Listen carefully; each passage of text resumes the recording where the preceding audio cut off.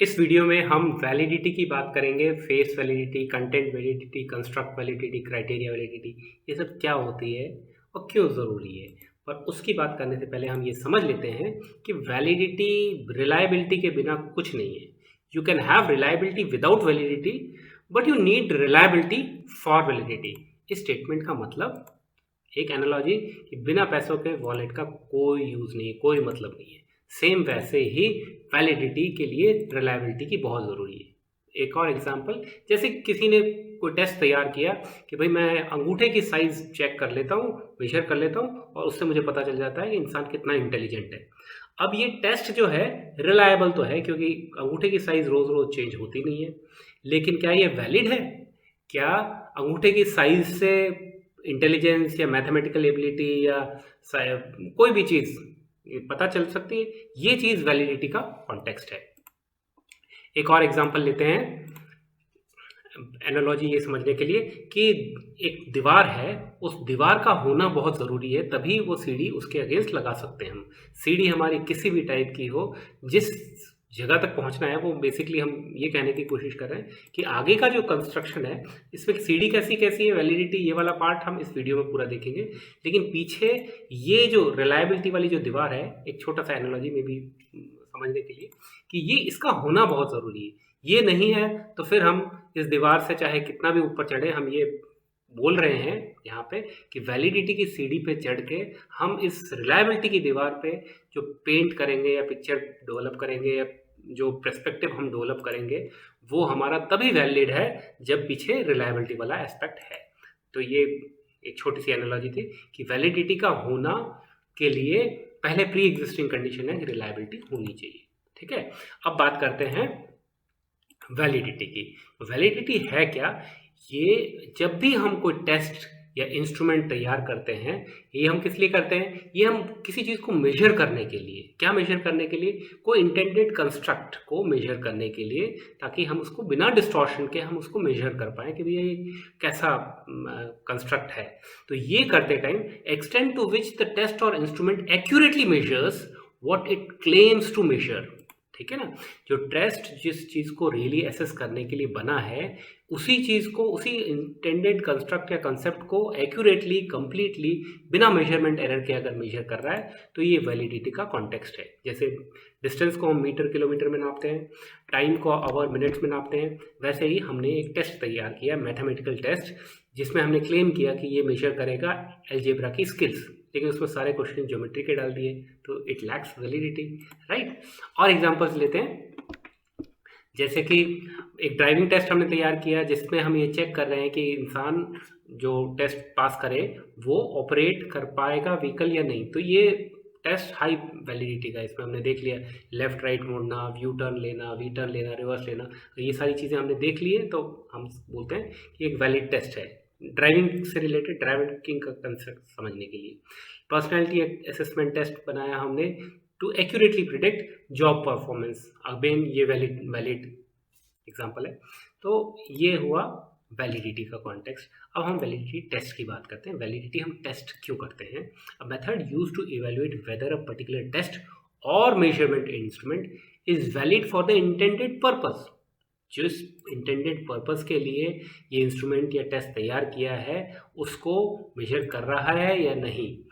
For example, हम correlation analysis करते हैं टेस्ट स्कोर और रियल वर्ल्ड परफॉर्मेंस में देखने के लिए, कि ये टेस्ट करने के लिए कि एक्चुअल आउटकम, कि टेस्ट के स्कोर्स हमारे कोचिंग सेंटर में जो टेस्ट के स्कोर्स में जो टॉपर रहे हैं, क्या रियल वर्ल्ड के परफॉर्मेंस में भी वो टॉपर ही रहे हैं? कहीं ऐसा तो नहीं है कि हमारे कोचिंग इंस्टीट्यूट के टेस्ट सीरीज में जो टॉपर थे वो रियल में कहीं नहीं आ रहे थे, और हमारे कोचिंग इंस्टीट्यूट के जो लेगर्ड्स थे जो कभी टॉप में नहीं आए, वो उन्होंने रियल वर्ल्ड के अंदर अच्छा परफॉर्मेंस कर दिया। तो इसके मतलब हमारे जो टेस्ट है उसके पर कुछ उसकी वैलिडिटी पे क्वेश्चन मार्क, राइट।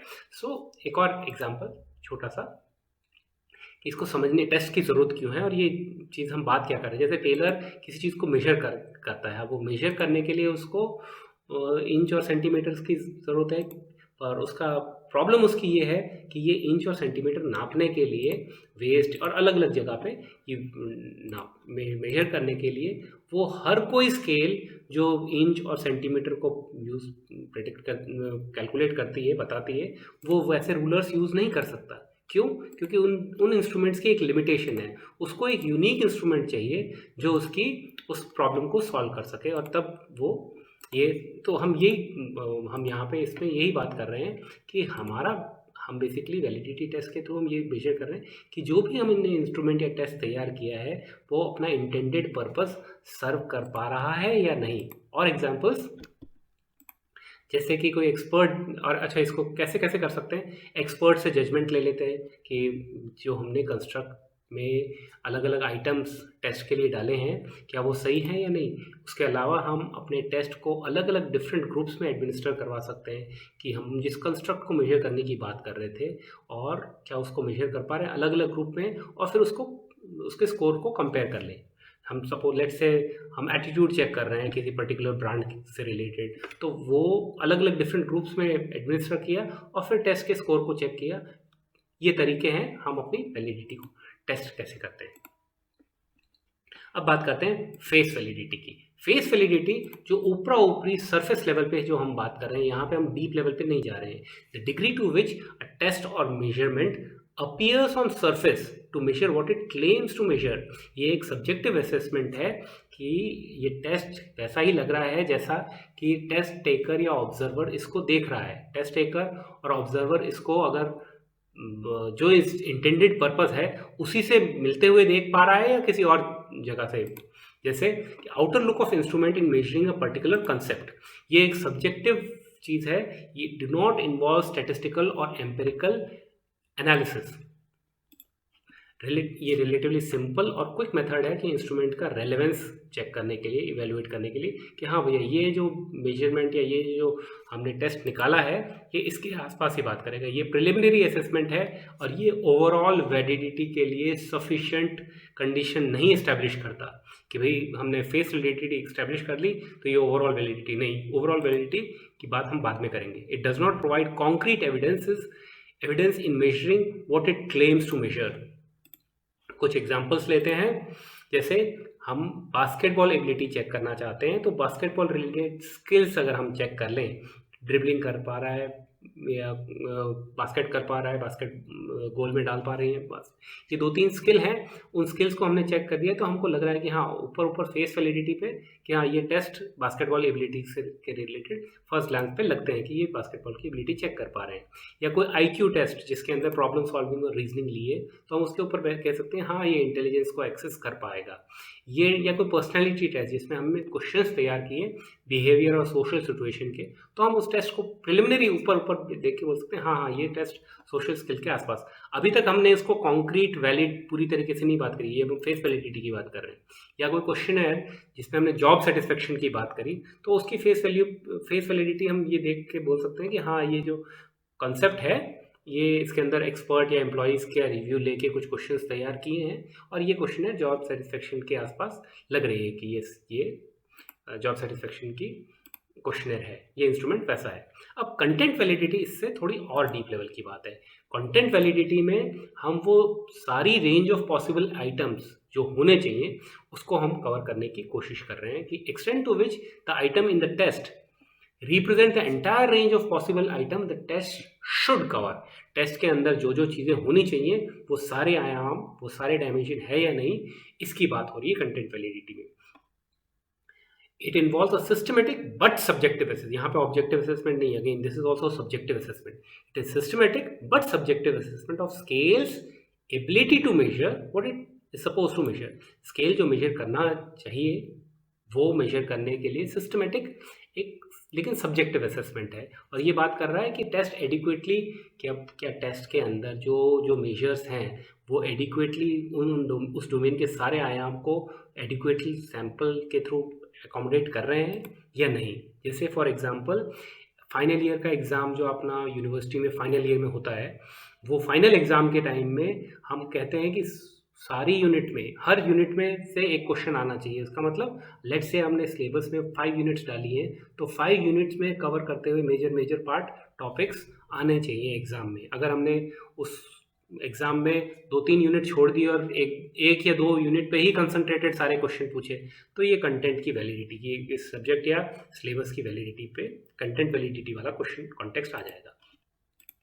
कुछ और examples, a scale design to measure a job satisfaction. एक हमने स्केल तैयार की जॉब सेटिस्फेक्शन, तो उसके अंदर जॉब सेटिस्फेक्शन रिलेटेड जितने भी आयाम हैं, let's say compensation, working condition, complaint, communication, relationship with co-worker, supervisory style, opportunities, empowerment, ये सारे किसी को ज़्यादा एम्फेसिस किसी को कम, लेकिन लगभग हमने सारी बातों को कवर किया है, तो मतलब ये जॉब सेटिस्फेक्शन की कंटेंट वैलिडिटी को ओके कर रहा है।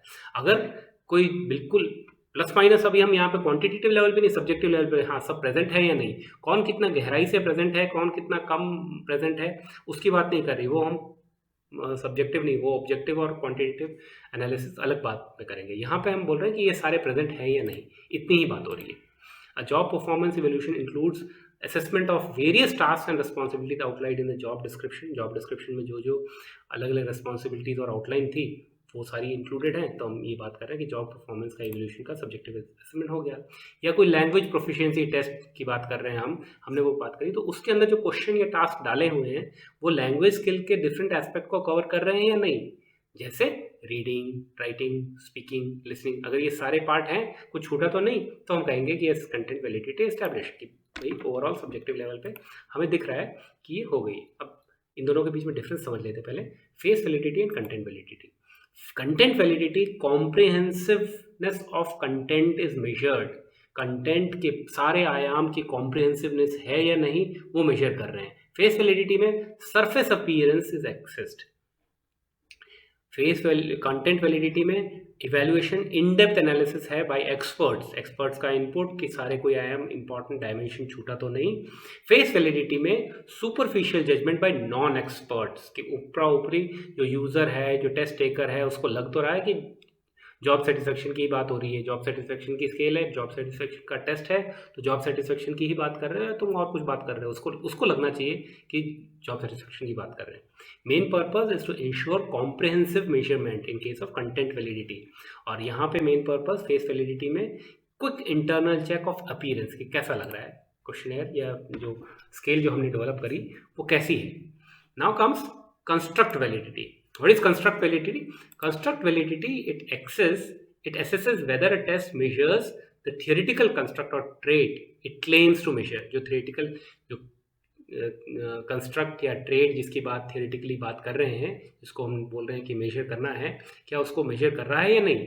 It's concern with the underlying meaning और इंटरप्रिटेशन ऑफ टेस्ट स्कोर। यहाँ पे ऑब्जेक्टिव टेस्ट की बात है बेस्ड ऑन न्यूमेरिकल स्कोर्स कि how well the construct conforms to theoretical expectation. Theory में जो एक्सपेक्टेशन बताई हुई है उससे कितना बढ़िया तरीका से कंस्ट्रक्ट कन्फॉर्मिटी एस्टैब्लिश हो रही है।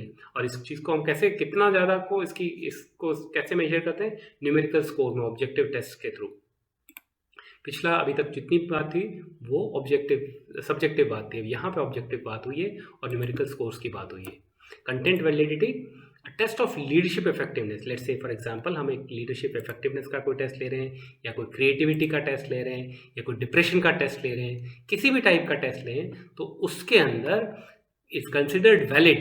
ये कंस्ट्रक्ट वैलिडिटी के कॉन्टेक्स्ट से वैलिड तब माना जाएगा जब लीडरशिप इफेक्टिवनेस की बात करें तो टीम का परफॉर्मेंस या एम्प्लॉय का सेटिस्फेक्शन, ये अलग अलग मेजर्स हैं लीडरशिप की सक्सेस के, इनको ऑब्जेक्टिवली कोरिलेशन इसके साथ हो रहा है या नहीं। टीम का परफॉर्मेंस और एम्प्लॉय सेटिस्फेक्शन या कुछ और जो भी लीडरशिप इफेक्टिवनेस से रिलेटेड बात हो, उसके क्योंकि ये लीडरशिप सक्सेस के मेजर्स हैं, इनका ऑब्जेक्टिव कोरिलेशन हो रहा है या नहीं प्रॉपरली, तो हम बोल रहे हैं कि yes it is valid from construct validity. या फिर टेस्ट ऑफ क्रिएटिविटी, अब क्रिएटिविटी का टेस्ट तो डेमोन्स्ट्रेट करेगा कि कंस्ट्रक्ट की वैलिडिटी के कॉन्टेक्स्ट में कि अलग अलग लेवल की क्रिएटिव एबिलिटी जो इंडिविजुअल्स शो कर रहे हैं, कोई बहुत कम क्रिएटिव है, कोई बहुत ज़्यादा है, तो वो बहुत कम और बहुत ज़्यादा वाला जो पार्ट है वो कोरिलेशन के थ्रू क्रिएटिविटी के मेजर्स के द्वारा वो दिख रहा है हमें इस टेस्ट के थ्रू या नहीं? क्रिएटिविटी के जो भी मेजर्स हमने तैयार किए हैं उसके अंदर, उसके थ्रू हम ये इसको कोरिलेट कर पा रहे हैं कि यहाँ पे yes highly creative and less creative वगैरह वगैरह। या टेस्ट ऑफ डिप्रेशन का एग्जांपल लें। टेस्ट ऑफ डिप्रेशन में जो कंस्ट्रक्ट है डिप्रेशन का, उसके कॉन्टेक्स्ट में जो भी मेजर्स हैं वो कोरिलेट करके इनपुट दे रहे हैं हमें डिप्रेशन के बारे में। अब वो डिप्रेशन चाहे हम क्लिनिकल डायग्नोसिस के इनपुट लें या सेल्फ रिपोर्टेड सब सिम्टम्स से लें, जहाँ से भी लें, उस कॉन्टेक्स्ट में हमारे पास में इनपुट आ रहे हैं या नहीं। ये बात हुई कंस्ट्रक्ट वैलिडिटी की। This is whether, just a minute, next, yes, ये हमने कर लिया था।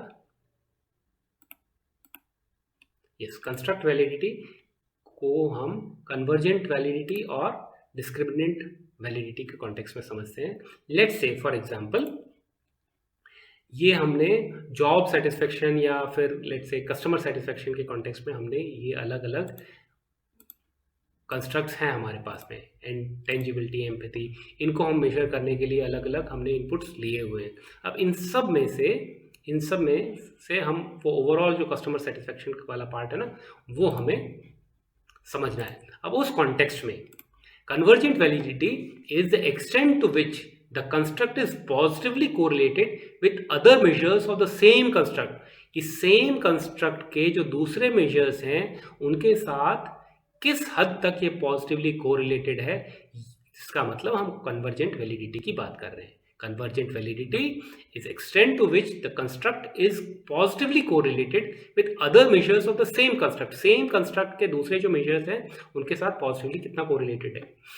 Discriminant validity, degree to which the construct does not correlate with other measures that are different from it. उससे जो अलग हैं, उस construct से जो दूसरे अलग वाले construct हैं मेजर, उनसे नहीं कोरिलेट हो रहा है। Degree to which the construct does not correlate with other measures that are different from it. So this is what all about construct validity. Now will switch to criterion validity. Criterion validity assesses whether a construct performs as expected related to other variables identified as meaningful criteria।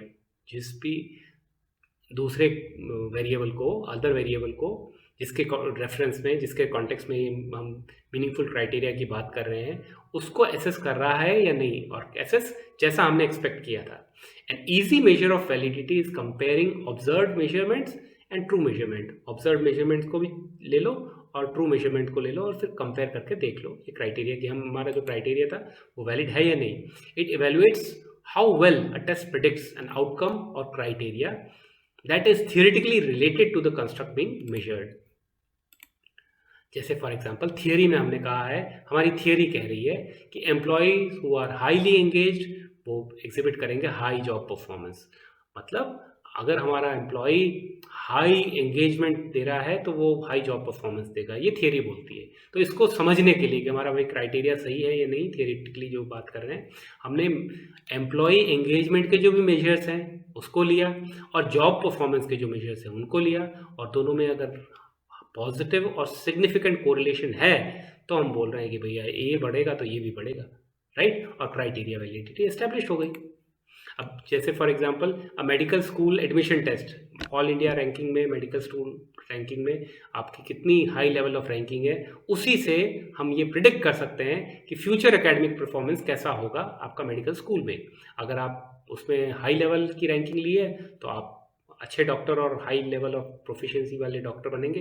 अगर आप मुन्ना भाई ranking लेके आ रहे हैं तो chances हैं आप medical college में भी और उसके बाद में भी मुन्ना भाई वाला एटीट्यूड रखेंगे। ये क्राइटेरिया वाली बात है कि थियरी में जो बात की है उसी को समझ पा रहे हैं या नहीं, उसको प्रिडिक्ट, यहाँ पे प्रिडिक्ट वाली बात है, ध्यान रखिए, क्योंकि हम इस पर और आगे बात करेंगे। जॉब का एप्टीट्यूड टेस्ट, वो again accurately predicts job performance for a specific role. और एग्जाम्पल्स हैं, yes, criteria validity checks can be performed by concurrent validity and predictive validity। अब यहाँ पे prediction वाली बात आ गई। concurrent validity, the scores of both variables are obtained at approximately same time and should be highly correlated। दोनों variables को साथ में, लगभग साथ में और चेक करना और उनमें high correlation, that is concurrent validity. And predictive validity, इसको एग्जांपल से समझते हैं कि लेट्स से हमने कैट, जैट या मैट के टेस्ट को लिया और इसको मानते हैं हम कि ये वैलिड प्रिडिक्टर है कि इसके अंदर कैट के स्कोर पे जिसका हाई लेवल रैंकिंग रहेगी वो बिजनेस स्कूल में भी वो अच्छा परफॉर्म करेगा, और इसको हम प्रिडिक्ट कर सकते हैं। It assesses the ability of a construct measured at a specific time to predict another criteria at a future time. एक के अंदर एक को समझना ताकि दूसरे के अंदर फ्यूचर के बारे में प्रिडिक्शन समझ लगा पाना। It must predict future values of a dependent variable from scores obtained on the construct being tested. Validity is established if scores are highly correlated. तो ये वाली बात थी हमारी पूरी। 2-3 एग्जांपल्स और ले लेते हैं। A test designed to identify individuals at risk for heart disease correlate with actual diagnosis, कि भाई जिनको हार्ट डिजीज के रिस्क वाला है एक्चुअल डायग्नोसिस के अंदर भी उनके इनपुट्स आ सकते हैं। That was all with regard to validity. Thank you.